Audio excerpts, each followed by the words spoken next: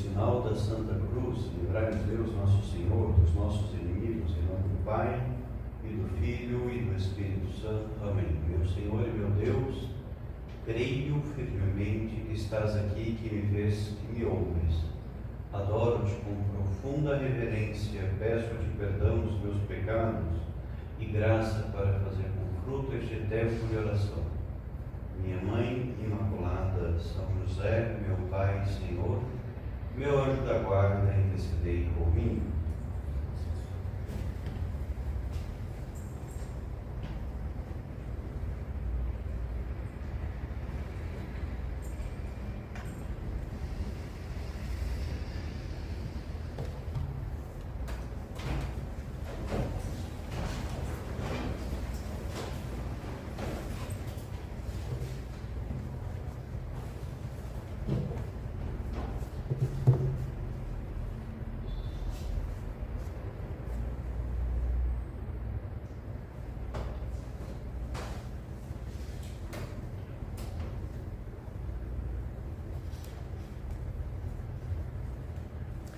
Nós já estamos no meio da Semana Santa. Hoje é quarta-feira santa. A semana mais importante do ano litúrgico, né? A semana mais importante para nós, católicos, né? Porque estamos nos preparando para viver, né, o tríduo pascal, quinta-feira santa, amanhã, sexta-feira santa, Sábado Santo, que é essa preparação final, digamos assim, essa vivência, para chegarmos ao domingo da ressurreição. Então, mais uma vez, nós vamos recordar, nesses dias do tríduo, aquelas que puderem participar com suas famílias, né? É vivamente recomendado participar da Quinta-feira Santa, da Sexta-feira Santa, e a Vigília Pascal, sábado à noite. É interessante que é muito recomendado participar, ainda que não seja dia de preceito. Não é um dia obrigatório. Claro, o domingo de Páscoa é preceito, porque é a Páscoa da ressurreição e é domingo, né? Então, né, na prática, a gente já está acostumado a ir à missa domingo, né? Então, não muda muito nesse aspecto, né? Mas, ainda que não sejam dias de preceito, né? Quinta-feira Santa, Sábado Santo, quinta, sexta e sábado, né? Não são dias de preceito, mas são dias muito ricos, né? A liturgia da missa, a liturgia das cerimônias, né, que são celebradas nesses dias, são muito ricas, né? É um pouco diferente do habitual que a gente está acostumado. Por exemplo, na Quinta-feira Santa tem essa cerimônia dentro da celebração tem o lava-pés, é opcional, não precisa ter necessariamente, mas lavar os pés, né? O sacerdote lava os pés, muitas vezes o próprio Papa Francisco, no caso, né? O Papa Francisco lava os pés de algumas pessoas durante essa cerimônia. Por quê? Porque foi justamente o que Jesus fez. Então vamos lá, o que Jesus fez, hein? Vamos recordar aqui rapidamente, né? Já encaminhando o tema da nossa meditação. Quinta-feira Santa, o que Jesus fez? Jesus celebrou a última vez aqui na Terra com os seus discípulos a Páscoa judaica. Só que ele acrescentou algo diferente, que das outras vezes ele não tinha feito. Ele abençoou o pão, ele abençoou o vinho de um modo especial, que antes, nas outras vezes, ele não tinha feito. Ou seja, é a instituição da Eucaristia, foi a primeira missa. A primeira missa foi celebrada por Jesus Cristo, porque foi ele que instituiu a missa. Foi ele que mostrou como celebrar a missa. Então, isso a gente celebra, a gente comemora, a gente celebra na Quinta-feira Santa. Amanhã à tarde. É uma cerimônia que é celebrada só na quinta-feira à tarde. Porque na quinta-feira de manhã é outra cerimônia, né? Que é a missa da unidade, né? Essa missa que todos os sacerdotes celebram junto com o bispo. Né? Aqui em Belo Horizonte vai ser, né, lá na catedral, que ainda está sendo construída, né? catedral que Cristo Rei, então está lá Dom Valmor, os bispos auxiliares e todo mundo que puder, né? E todos os sacerdotes que puderem participar dessa cerimônia, é amanhã de manhã, né? Mas isso não é a Quinta-feira Santa, quer dizer, é uma cerimônia na Quinta-feira Santa, sim, né? Eu não vou explicar essa cerimônia aqui agora, mas vamos para a quinta-feira à tarde, que é a missa da ceia do Senhor, que é justamente quando Jesus instituiu a Eucaristia. Jesus instituiu a Eucaristia. Jesus instituiu o sacerdócio, porque para ter missa tem que ter padre. Então, junto com a instituição da missa, tem a instituição do sacerdócio. E foi nessa mesma ocasião que Jesus lavou os pés dos apóstolos. Lavou os pés. Ele começou a última ceia lavando os pés dos discípulos. Para quê? Para deixar essa lição, esse exemplo. Jesus queria que os seus discípulos entendessem a questão da caridade, do amor fraterno. Então, o que ele fez, né? Justamente para que aquilo ficasse gravado na cabeça e no coração dos seus discípulos, Jesus resolveu lavar os pés. Isso daqui é impressionante, porque na época de Jesus eram os escravos que deveriam lavar os pés das pessoas, os servos, né? Quer dizer, um discípulo não tinha obrigação de lavar os pés do seu mestre. Repara, os apóstolos, né, que eram discípulos de Cristo, eles não tinham essa obrigação de lavar os pés de Jesus. Então, nessa hora, quando o mestre, né, aquele que é mais importante, aquele que está todo mundo seguindo, então ele, que é o mestre, ele vai lá e lava os pés, né? Ele se ajoelha, ele se inclina, ele pega lá aqueles pés, né, mal cheirosos, né? Ou pelo menos sujos de poeira, né? Aqueles pés lá sujos de poeira, e vai limpando os pés dos apóstolos, justamente para mostrar para eles, né? Quer dizer, vocês perceberam o que eu acabei de fazer? Jesus faz essa pergunta para eles, porque justamente Jesus estava querendo ensinar para eles algo importantíssimo. É o mandamento da caridade, o novo mandamento, né? A plenitude da lei, o amor. Quer dizer, qual é o mandamento mais importante? Em outra ocasião, quando alguém fez essa pergunta para Jesus, o que ele respondeu? Jesus falou assim: amarás o Senhor teu Deus com todo o teu coração, com todo o teu ser, com toda a tua alma, com todas as tuas forças, e ao próximo como a ti mesmo.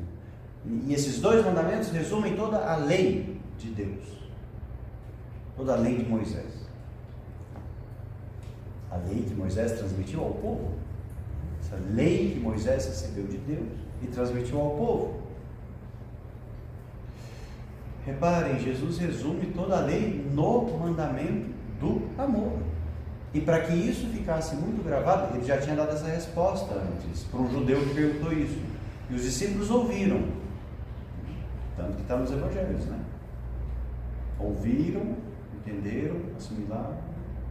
Só que, claro, para gravar isso na cabeça e no coração dos discípulos, o que Jesus faz na última ceia? Lavou os pés dos apóstolos, dos seus discípulos, dos mais íntimos, né? Os 12 apóstolos.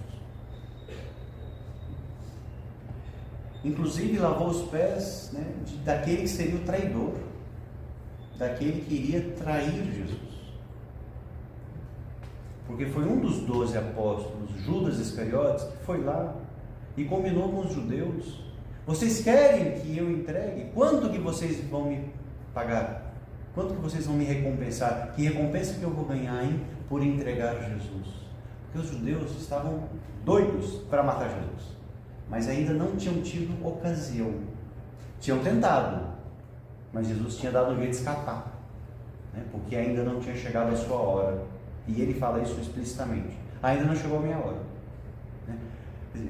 E agora Jesus, sabendo, porque Jesus é Deus também, né? É homem e é Deus. É Deus que assumiu a natureza humana, né? É Deus que veio ao mundo para morrer por nós na cruz, para nos salvar.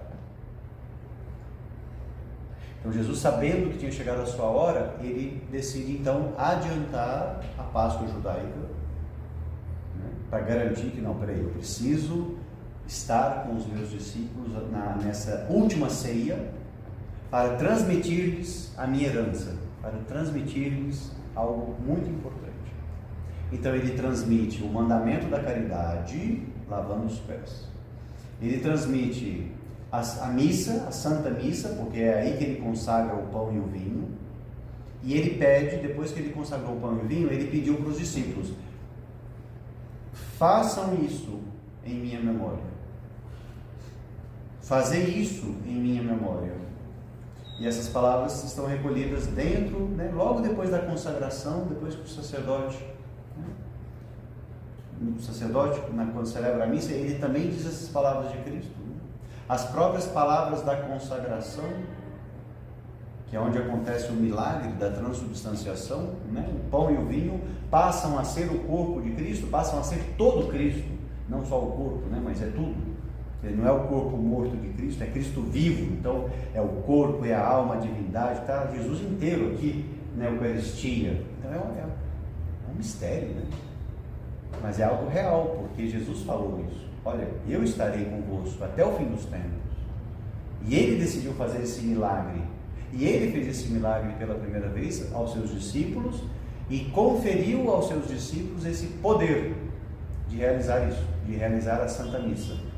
Por isso que eu dizia no começo da meditação: instituição da missa e instituição do sacerdócio. Precisa de padre para celebrar a missa. Então Jesus, ele não dá ponto sem linha, quer dizer, o ponto sem nó, sei lá como é que é a expressão, agora se fugiu. Jesus garante o negócio. Opa, peraí, tem que ter as duas coisas aqui. Eu quero a missa, e para ter missa tem que ter sacerdote, que é esse poder que vem do próprio Deus para consagrar a Eucaristia. Depois que acaba a quinta-feira, está terminando, depois dessa última ceia, o que acontece? Jesus se retira ao Monte das Oliveiras, um lugar ao qual eles costumavam ir para rezar, e Jesus, dessa vez, faz a mesma coisa que ele já tinha feito tantas outras vezes: foi rezar no Monte das Oliveiras. E ali ele passa a noite, de quinta para sexta, rezando. E é a famosa oração de Cristo no horto, oração na qual Jesus se prepara para a sua morte, para a paixão, para o sofrimento. Ele passa a noite rezando, em oração. Por isso que em muitos lugares, quer dizer, em todas as igrejas em que se celebra a Quinta-feira Santa, não sei se vocês já repararam, reparem amanhã, se vocês forem à missa amanhã, a missa de amanhã à noite, quinta-feira à noite, nas paróquias, nas igrejas, o que acontece? O sacrário dentro da igreja, onde Jesus está presente, ele fica vazio. Então a Eucaristia vai por um sacrário especial, digamos assim, um lugar diferente do habitual. Então geralmente é uma capela lateral ou num salão que se coloca lá o sacrário e se enfeita, com flores, velas, Então é como se fosse uma capela do Santíssimo provisória que é só nesse dia que ela existe, que é justamente para nos lembrar que depois da última ceia, Jesus passou a noite na oração. Por isso que em algumas paróquias se faz essa vigília de oração diante desse sacrário, diante de Jesus na Eucaristia, da quinta para a sexta. Então esse costume de rezar depois da cerimônia da Quinta-feira Santa, se tem esse momento de oração nessa capela especial, Em alguns lugares chamam isso de monumento, é o lugar onde o Senhor está rezando, simboliza também o Horto das Oliveiras, Jesus ali se preparando para a paixão. A Sexta-feira Santa, um dia de jejum e abstinência, e de muita oração, obviamente, é o dia que a igreja celebra a morte do Senhor. Então, propriamente dito, a celebração da Sexta-feira Santa, ela não é uma missa, não se celebra missa nesse dia, mas é uma cerimônia da paixão do Senhor. A gente pode receber a comunhão nessa celebração, mas essa celebração ela não é uma missa, porque não há consagração. Então é um dia que não se celebra missa, mas que é uma celebração assim, única, que é a celebração da Sexta-feira Santa, da paixão do Senhor. Então se lê o Evangelho de toda a paixão, que Jesus reza no Horto das Oliveiras, Jesus é preso, Jesus é maltratado, flagelação, coração de espinhos, ele carrega a cruz, então, e é morto, crucificado e morto, no Calvário. Todas essas cenas da paixão do Senhor são recordadas nessa devoção, que muitas pessoas procuram ter, que é a Via Sacra, ou Via Dolorosa. São 14 estações que retratam, nos recordam, que nos ajudam a rezar em cima de todo o sofrimento de Cristo nesses dias, nesse dia, na sexta-feira, desde quando ele é preso, julgado, condenado, todo o sofrimento que eu acabei de citar, até chegar na cruz, até chegar no Calvário, até morrer na cruz. Via Sacra, se alguém aqui quiser, pode pegar, por exemplo, essa versão, que é o que São José Maria escreveu. Ele escreveu uma Via Sacra, comentários às 14 estações da Via Sacra. Esse ano lá em Roma, quem compôs, que sempre tem lá as celebrações da Semana Santa junto com o Papa, e esse ano foi o próprio Papa Francisco que escreveu a Via Sacra. Então, o texto ainda não foi publicado, vai ser publicado justamente na Sexta-feira da Paixão, depois de amanhã. Então, um texto composto pelo Papa Francisco. Já estou ansioso para ver como que está esse texto, para ajudar a gente a rezar, a gente meditar, e a gente viver esse momento da Sexta-feira da Paixão, da comemoração, da celebração litúrgica, da morte do Senhor, da paixão e morte do Senhor. Porque nos faz bem sofrer com Cristo, acompanhar Cristo. Por quê? Porque Jesus morre para nos salvar. A gente não pode esquecer isso. A gente tem que cultivar essa lembrança, esse amor, esse carinho, essa consciência de que Jesus veio ao mundo para nos salvar. E como que ele vai nos salvar? Morrendo na cruz. Nos salvou do quê? Do pecado, da morte e do demônio. Essa é a salvação sobrenatural, espiritual. Por que nos salvou da morte? Porque ele morre por nós e ele ressuscita no domingo, como ele já tinha anunciado que ele iria ressuscitar. Então ele cumpre com aquilo que ele já tinha anunciado, mais uma vez. Ele prometeu que iria ressuscitar. E mesmo assim os discípulos esqueceram e ficaram super tristes, super angustiados, super desanimados, porque acharam que tudo tinha acabado depois que Jesus morreu. Eles ficam muito angustiados. É como se eles tivessem esquecido. Mas Jesus não prometeu que ele iria ressuscitar? Parece que eles esqueceram disso. É muito curioso, muito esquisito, mas foi isso que aconteceu. Então repare, Jesus morre por nós, para nos salvar. Ele entrega a sua vida por nós. Ele oferece a sua vida a Deus por nós, a Deus Pai, e Ele é Deus Filho. Então é Deus se oferecendo a sua vida, porque Jesus assumiu a nossa natureza, a natureza humana. Então Ele oferece a natureza humana junto com a natureza divina, oferecem a própria vida por nós, para nos salvar. Então, a remissão dos pecados, por que a gente é perdoado, hein? Porque Jesus entregou a sua vida por nós, e assim Ele nos resgatou, porque o ser humano tinha pecado, Adão e Eva pecaram, e se separaram de Deus. Então o homem precisava fazer algo para reatar essa união com Deus, Só que, claro, só Deus pode fazer isso. Por isso que Deus decidiu vir ao mundo. Deus decidiu assumir a natureza humana. Porque aí, o oferecimento de Cristo é ao mesmo tempo o oferecimento de Deus e o oferecimento do homem. Porque Jesus é perfeito Deus e perfeito homem. E só Deus poderia fazer isso. Por isso ele assumiu a natureza humana. Porque ele é Deus e ele é homem.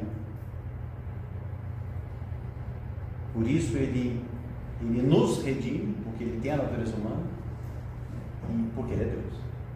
Tendo a natureza humana, sendo Deus, ele nos redime, ele nos salva, entregando-nos por nós na cruz, morre por nós. E vence o pecado, e vence as tentações do demônio, e vence a morte, porque no domingo ele ressuscita. No domingo ele ressuscitou. Voltou à vida pelos seus próprios poderes. Porque ele é Deus. E ele apareceu aos discípulos. Então, primeiro os 12 apóstolos e as santas mulheres, e obviamente Nossa Senhora também, a mãe de Jesus, né? Tiveram esse privilégio de ver Jesus logo no início. E São Paulo também narra, né, na primeira carta aos Coríntios, no capítulo 15, São Paulo narra que Jesus também apareceu, além dos discípulos, né, e além das santas mulheres.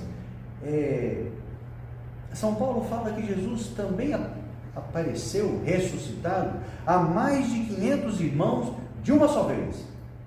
Quer dizer, a mais de 500 católicos de uma só vez.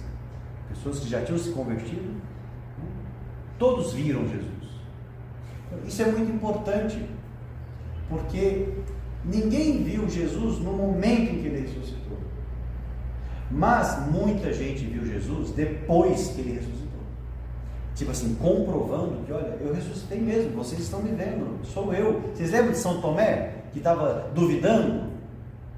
E quando Jesus aparece e ele está presente, primeiro Jesus aparece e ele não está no grupo com os 12 apóstolos, ele não está, não sei porquê, não sei, o Evangelho não fala. Mas na outra semana, Jesus aparece de novo, e São Tomé está lá.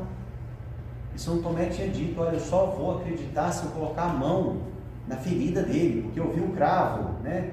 Ele foi cravado na cruz, e uma lança abriu aqui, ó, o lado aqui de Jesus, na região da costela, né? Abriu aqui, onde já estava morto, né? Daqui que brotou, jorrou sangue e água, quando Jesus já estava morto, aquele soldado que deu uma espetada lá com a lança para comprovar que ele estava morto. Então São Tomé disse, olha, se eu não botar a mão lá dentro da ferida, se eu não tocar as feridas nas mãos e nos pés, eu não vou acreditar que ele ressuscitou. E quando Jesus aparece, ele fala para Tomé, e aí Tomé, você não queria encostar? Vem cá, tipo assim, vem cá, eu estou aqui, né? Isso é muito importante, por quê? Porque esses homens e essas mulheres viram, testemunharam a ressurreição do Senhor, testemunharam Jesus ressuscitado. Repito, lá no momento que ele ressuscitou, ninguém estava lá, ele estava dentro do sepulcro, né? Então, ninguém viu o momento, mas vários viram depois. E esses que viram depois, colocaram por escrito, né? Os evangelhos, né? São as pessoas que conviveram com Jesus, ou aqueles que conviveram com aqueles que conviveram com Jesus. Quer dizer, então, ou a ligação é direta, ou é muito próxima. O próprio São Paulo, nessa carta, fala que Jesus também se apareceu a ele. É o episódio da conversão de São Paulo, porque ele era perseguidor da igreja, ele era judeu, perseguia os discípulos de Jesus, para prendê-los e colocá-los na prisão, porque eram considerados uma seita herética, o judaísmo, né? Então ele, como um bom judeu, perseguia os cristãos, até que Jesus aparece para ele, né? Oh, por que me persegues? Quem és tu, Senhor? Eu sou Jesus, a quem tu persegues. Claro, ele perseguiu os cristãos. Quem persegue o cristão está perseguindo a Cristo. E aí que São Paulo se converte e fica aquele tempo, alguns dias cego, e depois, né, lá em Damasco, um discípulo, um cristão, vai lá e faz uma oração, né? E São Paulo volta a enxergar. Mas olha que bonito, né? E várias pessoas viram Cristo ressuscitando. Então, essa é a prova que nós temos, né? A prova ocular. Foram testemunhas de algo que aconteceu. E não foi um ou outro, hein? É o que São Paulo fala aqui. Além dos 12, além das santas mulheres, apareceu a mais de 500 irmãos de uma só vez. Por isso, São Paulo argumenta aqui que a nossa fé não é vã, não é vazia. A gente não acredita num mestre que morreu e que foi embora, e morreu e acabou. Não, a nossa fé em Jesus é a fé numa pessoa que está viva. Essa pessoa vive, Jesus vive, sofreu, morreu na cruz e ressuscitou, e vive, e está no céu, no corpo e alma. O corpo de Jesus está no céu. De quem mais, hein? Nossa Senhora, Maria, ela também foi levada por Deus para o céu, já com o corpo. Então não adianta ficar procurando o corpo de Nossa Senhora aí, não vai achar, nem o de Jesus, obviamente, porque os dois estão vivos no céu. Claro, os santos também estão no céu, só que o corpo ainda não, né? O nosso corpo vai estar no céu no fim dos tempos, né? Na ressurreição, depois do fim do mundo, né? Mas os deles, o corpo de Jesus, o corpo de Nossa Senhora já está no céu, até para a gente entender que isso daí vai acontecer, porque os dois estão lá, né? Os dois foram, né? Jesus subiu aos céus depois de Pentecostes, não, né? Antes de Pentecostes. Primeiro Jesus sobe aos céus, depois ele manda o Espírito Santo, e Nossa Senhora, ela foi levada por Deus, pelos anjos, para o céu, né? Mas olha que bonito a gente considerar isso, né? Quer dizer, nós cremos numa pessoa que não é só homem, é perfeito homem e é perfeito Deus, Jesus Cristo. A gente crê em Deus, a gente segue, é uma pessoa, a gente segue Jesus Cristo. A fé católica é isso, é seguir Jesus, é seguir aquilo que Jesus ensinou aqui na terra. E Jesus é Deus. Gente, não tem nenhuma outra religião que fala que o seu fundador é Deus. Só a Igreja Católica. Então, ou a gente é doido, né? Ou a gente é religião verdadeira.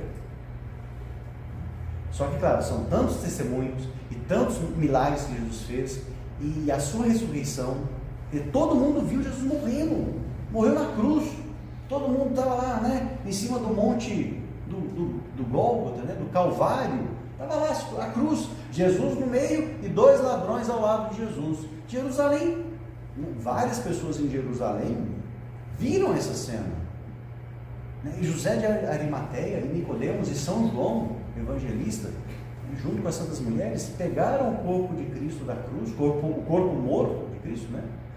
Uma vez que já tinha morrido, pegaram o corpo de Jesus, embalsamaram, colocaram aquele lençol, como era de costume, e sepultaram, né? No sepulcro que tinha sido talhado na rocha, esculpido na rocha, tipo uma gruta, pelo José de Arimateia. José de Arimateia era o dono do sepulcro.